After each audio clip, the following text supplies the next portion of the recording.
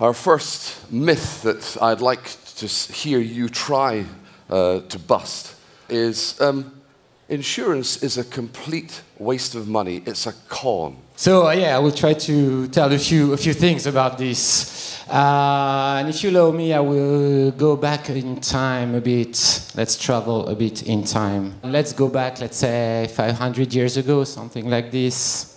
In the Alfeld, some village, small village, 10 families, all farmers. They live together.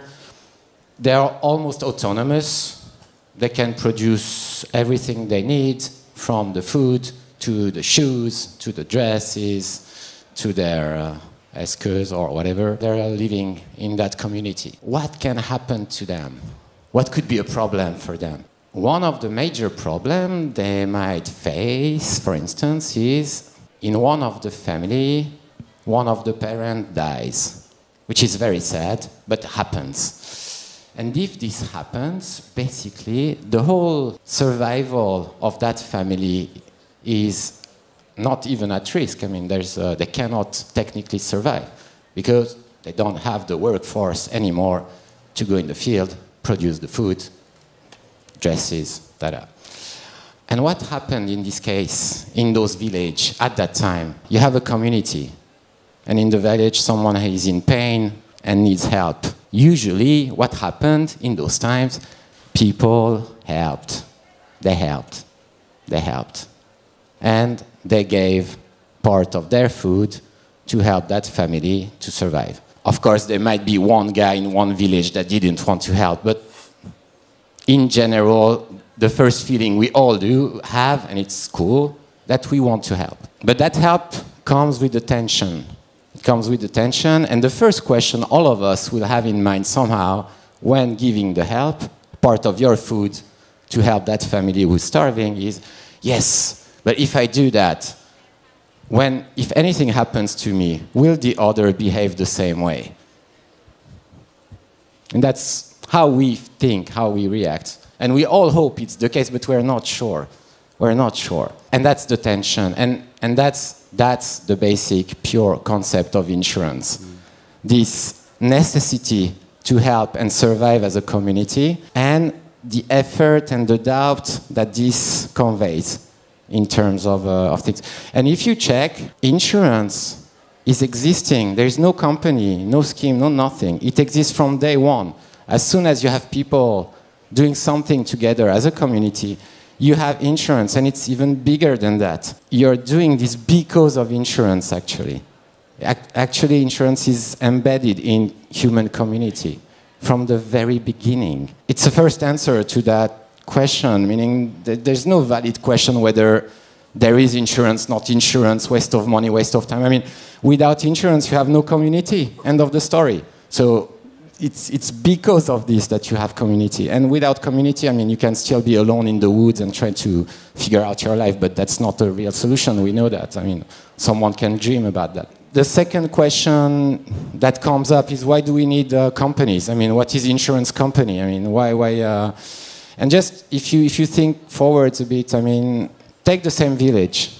If one guy dies, probably the village can compensate. Everyone can give something and we go there. Unlucky situation, there are 3 guys dying the same year in the same village. Even if you want to help, even if everyone is willing, I mean, there's not enough funding in that village to compensate the loss.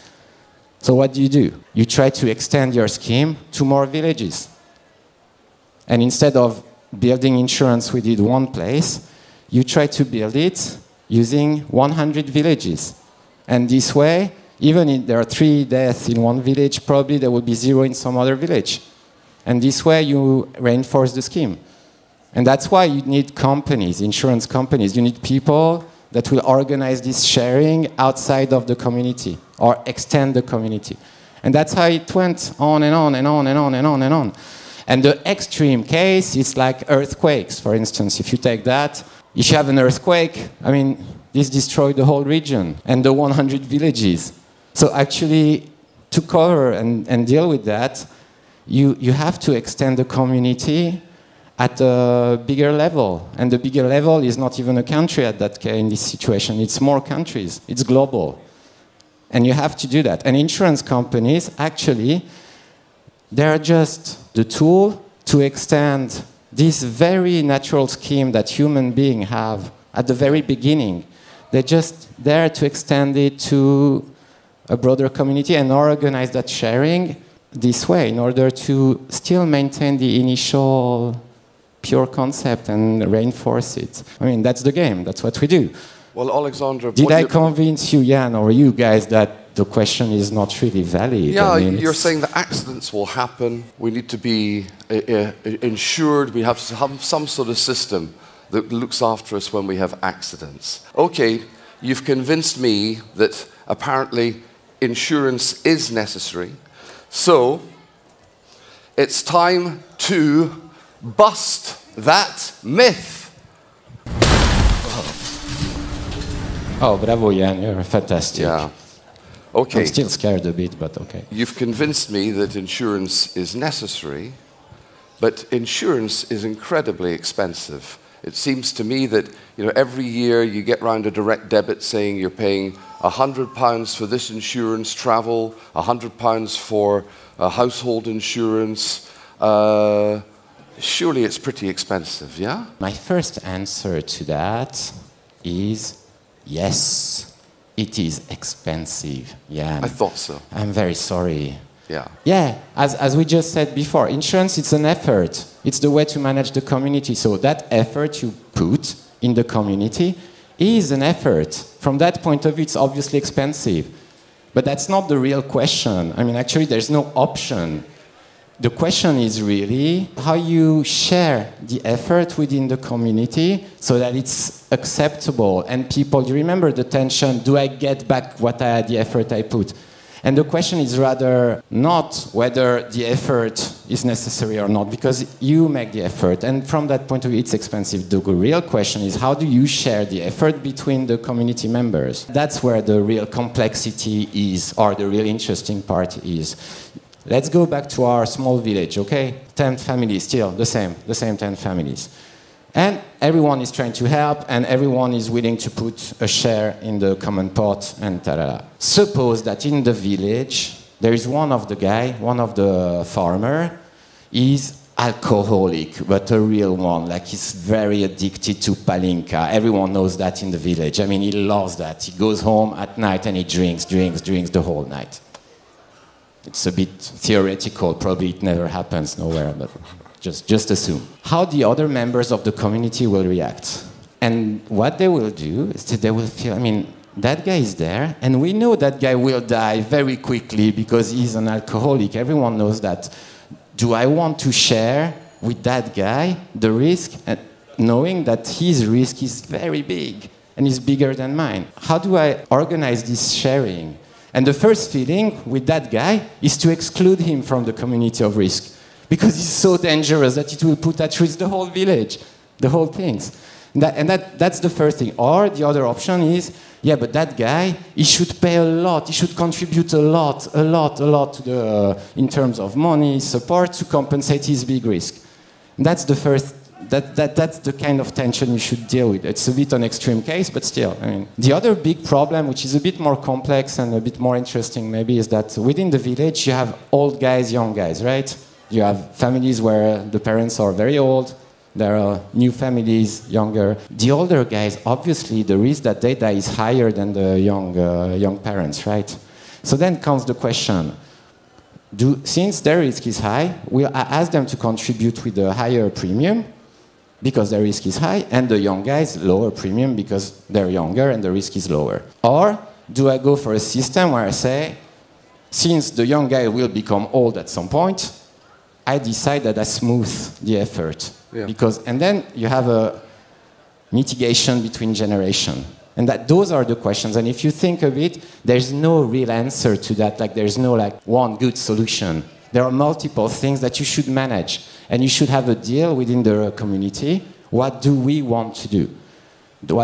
How do we impose that? And how much the young guys trust that the scheme will be the same when they will be older, so that they agree to pay more at the beginning or not. And this is an endless discussion. And it's very interesting, and it's our daily life, how to organize that sharing, that it's fair and accepted and understood from the community members. And since there are a lot of young guys here, I mean, one good example is the MTPL or motor insurance. I mean, the young guys, they have more accident than the others. And it's true, it's fact. It's not like you cannot debate on that. So they should pay more, but they have less money than I mean, they're starting their life. They have no funding. So how do you organize that? And it's very difficult. The topic is very difficult. It's very difficult. And that's what we're dealing with. I mean, I have no time to go into all details, but you see, the real question is the sharing, not whether it's expensive or not. I mean, it's worth it. There's no option. You need to mitigate the risk to reinforce the community. The question is how you do that. Okay. Did I help you? That helps me. Do you feel better? I'm Scottish. I'm not really willing to pay much money for, but you're good at rugby, so it's cool. Insurance. And all of those comments you make about drinking, well, you know, Scotland's the home of whiskey, so probably because we drink a lot of whiskey in Scotland, our insurance premiums are higher. On the balance of it, Alexandre, I'm willing to give you the benefit of the doubt that insurance is not expensive. So it's time to bust the myth. 2 down, 1 to go. Okay. Now this is one which I think all of us can relate to, is we pay our insurance, our expensive insurance, but we don't get the money back when we make a claim. Because some guys in the insurance company will say, oh, you didn't do this, you didn't do that, it's your fault. So tell us, can we get our money back? So 2 things here. First, I think you get the concept. I mean, it's not insurance company paying the claims or not paying the claims. It's the community. Yeah, you have a common pot, and you pay the claims out of the common pot, and that's a given something.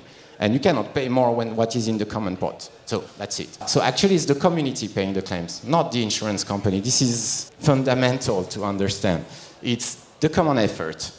And that do that. And the big problem we have, or the big challenge we have today, for instance, when we move from the village, do you remember in the village, the community, everyone knows each other, you have the sense of belonging to that community. Now, you know, the earthquake thing, ta-da-da, now we have big companies that are dealing worldwide with risk and ta-da-da. And what we lost in that transition, even though the system is stronger, is that the clients, they don't feel part of the community. They don't feel when they buy insurance, I'm joining a big community that will help me. They are just paying a premium, getting a contract, and they don't have that feeling. And it's a big challenge for the sector to explain that, to make it understandable, that the stronger the community, the better will be the claim, because the pot will be bigger. And this is something we're fighting with a lot.